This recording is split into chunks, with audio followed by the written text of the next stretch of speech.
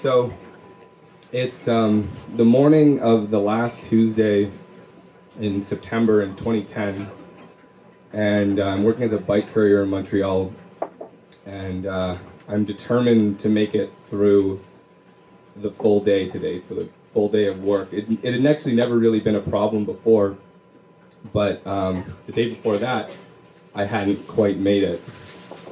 And the reason was, around noon, I called into my dispatcher and I said, listen, I don't know what's going on, and if this means that I'm fired, then I'm fired, but something's happening and I have to go now. I have to go. And he let me go, and so I went, and I spent the next 4 hours in this blissful state, just moving from perfect, what felt like perfect social interaction with one stranger to the next, and just following these sort of beautiful clues of possible perfection that the universe had laid out for me, and it was wonderful. And it was particularly wonderful because only a month before that, I'd been depressed. I'd been really depressed, and my depression was always stemmed from anxiety and uncertainty and wanting to feel meaning, and then wanting to base my decisions on meaning and not being able to find it, and then just avoiding thinking because it was too much and avoiding doing anything. And I mean, I couldn't even decide whether or not I was going to move back to Montreal, but it wasn't for this huge amount of stuff I left there that kind of anchored me there. I wouldn't have gone back, and I'm glad I did, because I had this, right after this, I had this break, and this whole month of just sort of building mania, and it was really wonderful. I had this all this extra energy, and I everything felt like it had extra meaning, and I would stay up whole nights just thinking and writing down my thoughts on little pieces of paper.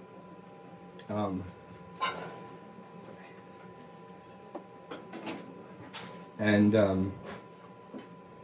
I wanted it to be amazing and perfect, and that's why on this morning, in the morning after I'd had this full break into this sort of blissful state, I was really determined to have my full day of I was really determined to work a full day to prove to myself that I wasn't just some crazy guy, and I wasn't going to end up just some crazy guy on the street just rambling as I kind of had been the day before. And if I could just work this full day, then I could tell people about this, and it would matter, and I knew for sure it was real. And so I got my bike and my courier bag, and I turned on my radio, and it was hard because there was still all these like shining symbols of just the universe, or what felt like the universe just telling me to follow it, these clues, but I ignored them because I really wanted to get through.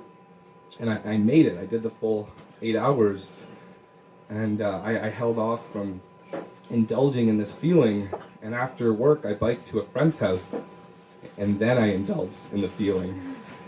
And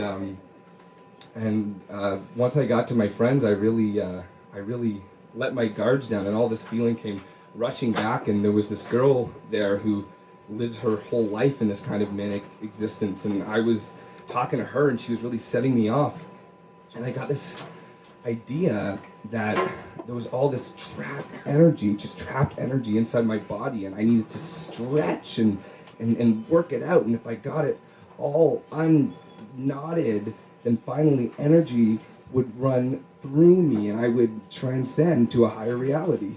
And that's obvious, right?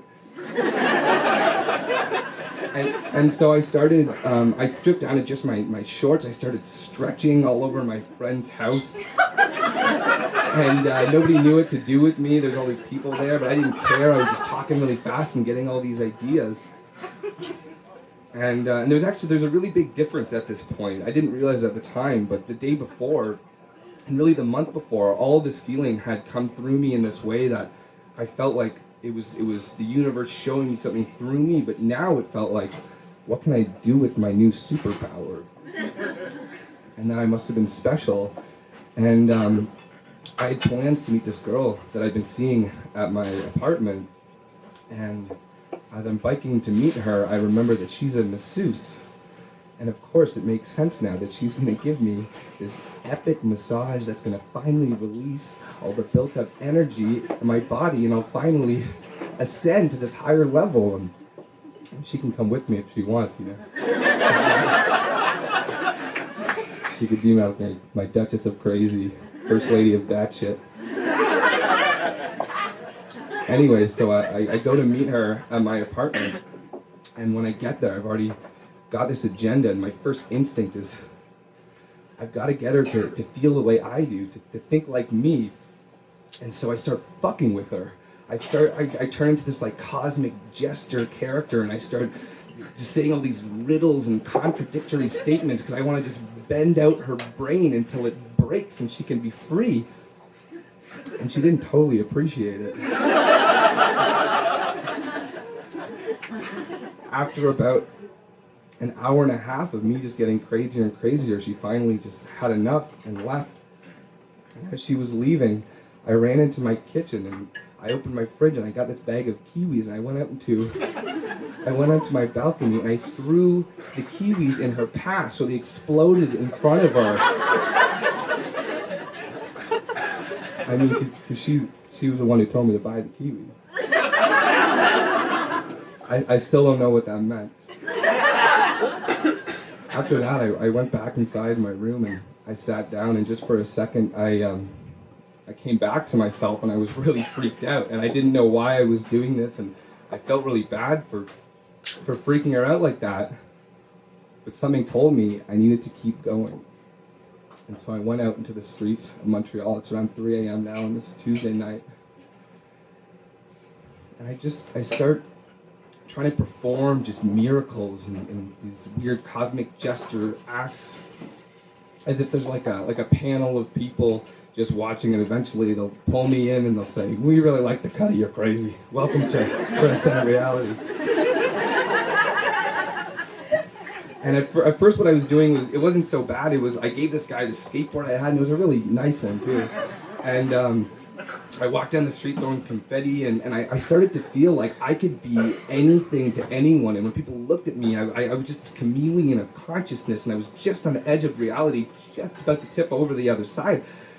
And I wanted to get there, so when these didn't work, I kept pushing, and I tried to make two people fall in love. And then I chased a guy down the street with a piece of cardboard, trying to convince him it had meaning. I was sure that he'd wake up in the morning and his life would be changed, and he'd forever hold on to this cardboard and not know why. Plus, he didn't see me because I was invisible. And so it just kept getting more intense, and eventually I wound up in this 24-hour restaurant where a few people were eating late night poutine, and I had this flower, and I placed it in front of this girl that was sitting at a table. I remember thinking, she doesn't even know how it got there. She'll never know. And then I circled around the restaurant, and when I came back, I finally looked into her eyes, and I got this vibe. I was sure that she was suicidal. So I took a knife off the table. Now, it's not a pointy knife, it's just the one they give you with your fork and spoon, but still, don't do that. And I started stabbing the air in front of her, and then pretending to cut my own wrists while making these demonic faces, trying to make this cosmic jester mockery of suicide, so she would understand that she needs to live. But I don't really think that's how she saw it. And this guy who she was with just grabbed me and bum rushed me out of the door, and I remember just going limp and just accepting, like, yes, maybe this is part of my path, and he just kicked the shit out of me. And he just let me go. And I start walking down the street, and for a second I come back to myself, and I'm fully freaked out, like, that's not okay, don't do that. But something told me to just keep going, and so I ended up in this convenience store, and I'm throwing muffins behind the counter, and I'm dealing with this interaction with this drunk customer and the cashier, thinking I can change both of their perspective. I don't know. And then the cop showed up, and I just walked out, and I gave myself up. And so now I'm sitting in the back of this cop car, and I still feel like I'm totally in control. Like, this is part of my path. And I feel like I can manipulate these police officers. Like, if one of them sees me as like this horrible guy, I'd look at him like I'm just super sweet and innocent. And when one of them saw like was sympathetic, or I felt like they were being sympathetic, I'd try to be all crazy so no one knew what to think. Eventually, they knew what to think, and what they thought is that I was, completely fucking out of my mind. And they transferred me to an ambulance, and the ambulance took me to the hospital. And at the hospital, I continued this cosmic jester crazy shit. I took off one of my shoes and I threw it at the middle-aged Quebecois woman who's inputting my data. So she's freaked out, and everyone freaked out, and I was like, I gotcha! I'm gonna be magic soon. So they strapped me down, and they injected me with this heavy dose of antipsychotic. And before I continue this story, I just need everyone to know that I know that what I did was not okay and was crazy, and I knew that even the next morning when I woke up in the psych ward. I felt really bad about it, but it's hard to be completely regretful because I got there. It happened. When I was strapped down to this gurney, I felt like I was starting to suddenly leave reality. This ascension felt like it was happening, and I was leaving myself, and it was like myself was being stretched out infinitely, and I was joining this huge void, this huge vacuum, this huge vector of everythingness just spinning, and all of the mysteries of the world were all right there, and I couldn't take it all in because it was so overwhelming and amazing. And I thought, like, yes, this is it, and this is perfect, and this is where we come from, and this is where we go to. This is everything, and it was great. But then I thought, to experience any part of it, you have to be separate from it.